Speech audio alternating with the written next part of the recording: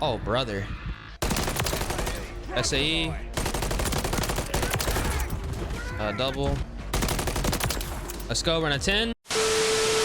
In this video, we're going over the best settings here in Modern Warfare 3 you guys should be using right now. These are going to be perfect if you guys are struggling with your aim, accuracy, and gun skill. With the higher TTK in this game, accuracy is key, and have the settings to make sure you're playing at the best of your ability. If this video does help you guys out, make sure you drop a like on the vid, subscribe to the channel, and those post notifications. Let's get into it. Let's take a look at the controller settings. These are going to be incredibly important here in Modern Warfare 3. Now, obviously, we are playing on a controller, but for the button layout, you do want to take a look at tactical. Tactical is going to be the absolute best button layout. No ifs, ands, ors, or buts about it here in Modern Warfare 3. This is going to be even more important on this Call of Duty because the time to kill is slower now. So being able to get in and out of cover and re-engaging gunfights at full health is going to give you the upper hand at all times. Now, you can also perform a drop shot a hell of a lot easier with this button layout by just pressing down on the right thumbstick. That's going to guarantee you're going to be winning those close range engages because jump shotting as of right now doesn't work as well as it should. It throws off your aim and accuracy, and that's something we don't want to have happen. So drop shotting is going to be the best bet when winning those close range engagements. Now, what you also want to do under the controller settings is I do recommend turning off your vibration. Vibration is something that personally in previous Call of Duties I say is a personal preference, but for Modern Warfare 3, because in the fact that the time to kill is slower now, making sure you're hitting your shots is going to be imperative, and you don't want to have any type of additional play in your controller, aka vibration, throwing you off at medium to longer ranges, because that's where it's going to be hard to win gunfights and obviously hit your shot. So the less annoyance in your controller, the better, in my personal opinion. Now, luckily, there actually are dead zone inputs, and you can fine-tune your own dead zone settings depending on your controller and your controller health here. So you're going to be able to do this very easily. Again, it's going to be based on your controller health. Now, for the aiming settings, I am playing on a 6.6 horizontal and vertical stick sensitivity. I think this is going to be the best for players who are looking for a fast sensitivity setting. You guys saw in the intro clip, you can still turn on players incredibly easy on a 6.6. Now, the window on Modern Warfare 3 is going to be the same window on Modern Warfare 2, 4 to a 6. That's going to be the best for you to be able to turn on players, but also be laser accurate at longer ranges. And remember, because the time to kill is slower in this Call of Duty, you want to make sure you hit your shots. It doesn't matter how fast you can move around on the screen. If you're not hitting anything, it doesn't matter. So definitely go ahead and keep it between the 4 and 6 window.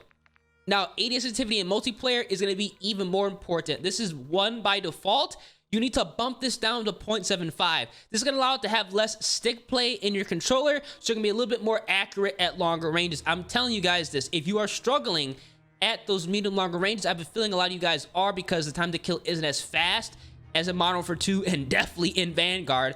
0.75 is going to be a lifesaver for those mid to long range engagements, so make sure you guys go ahead and adjust that. Everything else is going to be pretty much the same here. I've not changed any of these settings. My aim assist response curve type, as of right now, I recommend you guys keeping this on standard until further notice. You guys know in Modern Warfare 2, they've made constant changes.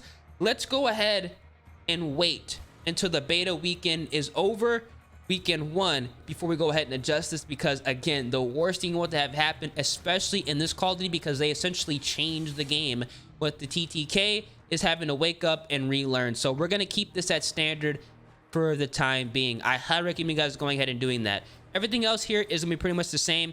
I have not made any changes. Obviously, target aim assist is on, and your aim assist type I'm keeping on default, again, until further notice. Obviously, Black Ops is going to be amazing, especially on a game like this where time to kill is faster, but I highly recommend you guys keeping it on default until they make a decision on if they're going to adjust the aim assist. I've been feeling they are. They might make it a little bit easier, which would be a massive W. Then we're all going to Black Ops. But until they actually go ahead and get feedback and say in stone what they're going to be doing, I highly recommend you keeping it on default, at least for the next couple of days.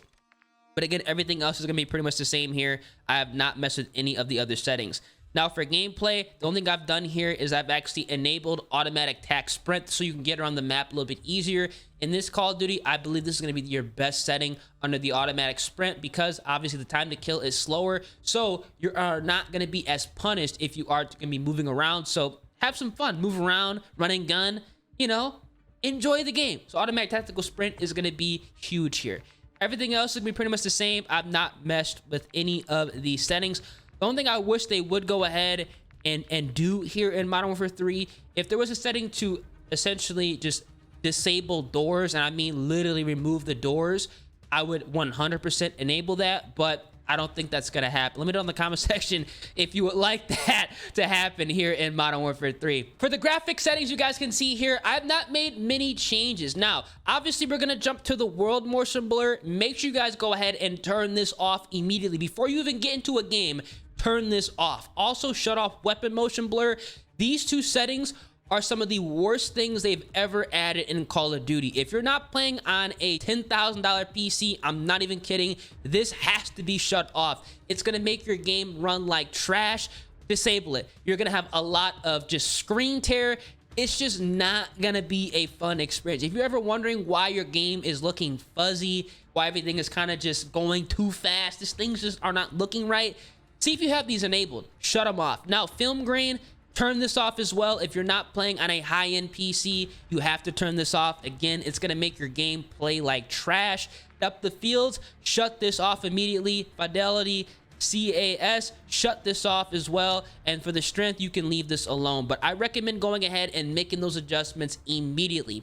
Now, for your FOV, obviously on this Call of Duty, you want to go ahead and play on a higher than 60 FOV. I recommend anything from 100 to 120, and make sure you mirror the ADS field of view as affected. You are going to love this, especially on this Call of Duty. It's going to make things a hell of a lot easier at longer ranges. And remember, because the TTK is slower, making sure you're hitting your shots is going to be imperative. And we're going to be removing any and all visual recoil by going ahead and adjusting your field of view 100 plus with the ADS field of view set to affected. So make sure you guys do these things before you even jump into a game.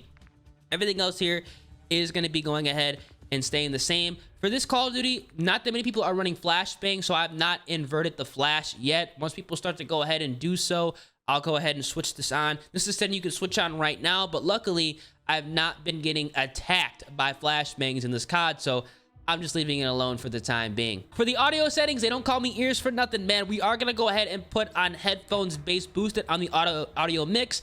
The footsteps are insanely, and I mean insanely loud here in Modern Warfare 3. You're going to be hearing them a mile away. Headphones bass boosted is going to be incredible. Switch this immediately. If you have a home theater, even though there technically is a home theater settings, make sure you guys have headphone bass boosted. You're going to hear footsteps a lot easier. You're going to be able to pinpoint gunfire.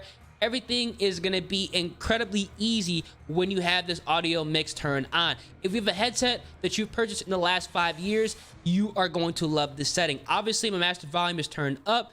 I don't mind it, but again, everything else is going to be turned on. Here, I've not messed with any of these settings under the audio tab, and honestly, I don't really think you need to. Finally, for the interface settings, the only thing that you should make sure is enabled, because sometimes it's not enabled, is you want to have your mini map shape set to square. Sometimes it will glitch out and go to round. Square is going to be your best option, giving you a bigger picture and making it also easier to interpret. And that's going to be it. These are going to be all the settings you guys need to be equipping here in Modern Warfare 3 as of right now, man. These are going to change the way you play the game. So if you guys enjoy, make sure you drop a like on the vid, subscribe to the channel, turn on those post notifications. Deuces.